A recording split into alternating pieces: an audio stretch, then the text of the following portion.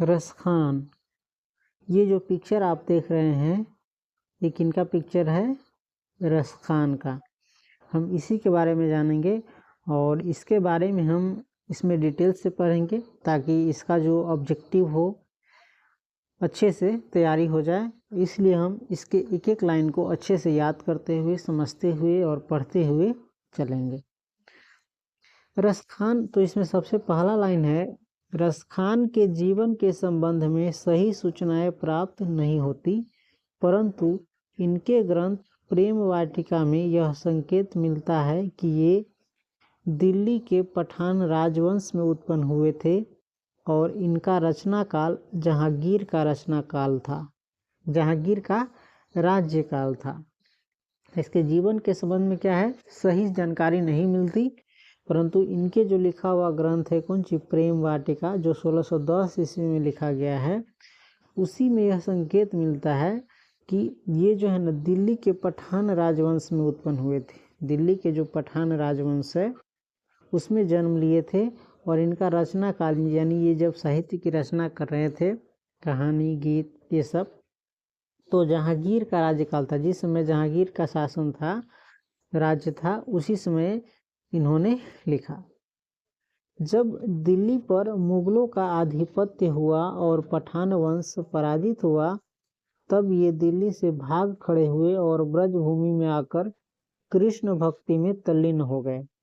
जब दिल्ली पर किसका अधिकार हुआ, मुगलों का, तो और पठान वंश क्या हुआ, पराजित हुआ, यानी हार गया, तब ये दिल्ली से भाग खड़े हुए, दिल्ली से भाग गए और ब्रजभूमि में आकर, कहाँ पर, ब्रजभूमि में आकर कृष्ण भक्ति में खो गए, तल्लीन हो गए।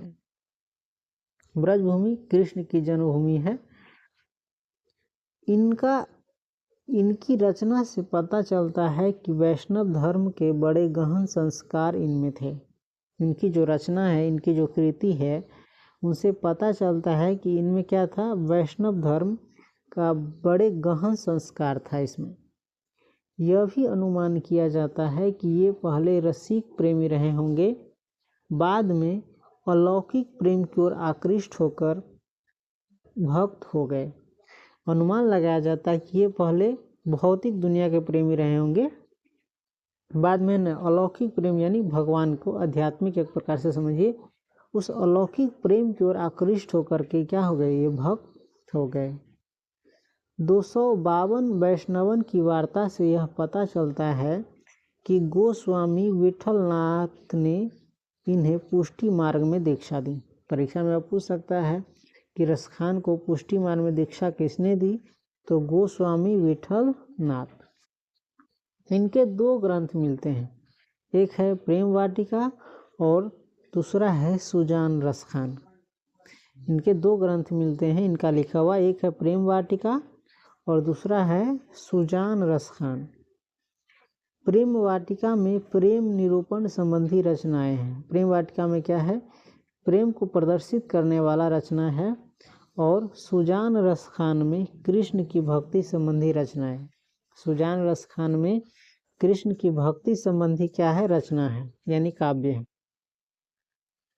रसखान ने कृष्ण का लीलागान पदों में नहीं सवैयों में किया है। रसखान ने श्री कृष्ण भगवान का लीलागान पदों में नहीं किया है, जिस प्रकार से काव्य में होता है उसमें नहीं किया है। किसमें किया है, सवैयों में किया है। रसखान सवैया छंद में सिद्ध थे। जितने सरस, सहज, प्रवाहमय सवैया रसखान के हैं, उतने शायद ही किसी अन्य हिंदी कवि के हों। रसखान का कोई सवैया ऐसा नहीं मिलता जो उच्च स्तर का न हो। उनके सवैयों की मार्मिकता का आधार दृश्यों और बाह्यांतर स्थितियों की योजना में है। वहीं रसखान के सवैयों के ध्वनि प्रवाह भी अपूर्व माधुरी में है। ब्रज भाषा का ऐसा सहज प्रवाह अन्यत्र दुर्लभ है। रसखान सूफियों का हृदय लेकर कृष्ण की लीला पर काव्य रचते हैं। रसखान जो है सूफियों का हृदय लेकर, यानी आत्मा में सूफी जो परंपरा है उसका वास लेकर के कृष्ण की लीला पर क्या करते हैं, काव्य रचते हैं, यानी कविता लिखते हैं या गीत रचते हैं। उनमें उल्लास, मादकता और उत्कटता तीनों का संयोग है। इनकी रचनाओं से मुग्ध होकर भारतेंदु हरिश्चंद्र ने कहा था, इन मुसलमान हरिजनन पै कोटिन हिंदू वारिये।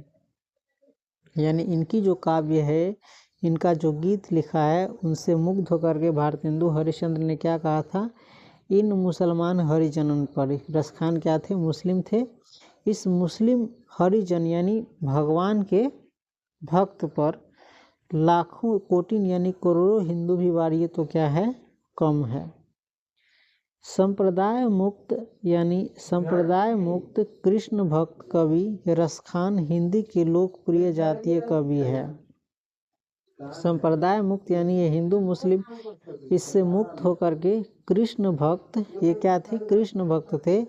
कवि रसखान क्या थे, संप्रदाय से मुक्त होकर के कवि रसखान जो है हिंदी के लोकप्रिय जातीय कवि हैं। यहाँ रसखान रचनावली से कुछ छंद संकलित है। यहाँ जो है रसखान के रचनावली से कुछ छंद क्या है, संकलित है, यानी लिया गया है। दोहे, सोरठा और सवैया। दोहे और सोरठा में राधा कृष्ण के प्रेममय युगल रूप पर कवि के रसिक हृदय की रीछ व्यक्त होती है, और सवैया में कृष्ण और उनके ब्रज पर अपना जीवन सर्वस्व न्यौछावर कर देने की भावमय विदग्धता मुखरित है। इस प्रकार से आप परीक्षा में ऑब्जेक्टिव के लिए क्या याद कर लीजिएगा, प्रेम वाटिका का कब लिखा गया, 1610 में। रसखान का रचना काल किस समय का है, तो जहांगीर के राज्यकाल का है ना। पुष्टि मार्ग में रसखान को दीक्षा किसने दिया, तो गोस्वामी विठलनाथ ने। इनके ग्रंथ के नाम क्या है, तो प्रेम वाटिका और सुजान रसखान। उसके बाद है, किसने कहा था कि इन मुसलमान हरिजनन पे कोटिन हिंदू वारिये, तो ये कहा था भारतेंदु हरिश्चंद्र ने। इसने कहा था भारतेंदु हरिश्चंद्र ने। और रसखान क्या थे, संप्रदाय से मुक्त थे, यानी हिंदू मुसलमान इस सबको नहीं मानते थे। और क्या थे, ये कृष्ण भक्त थे, है ना।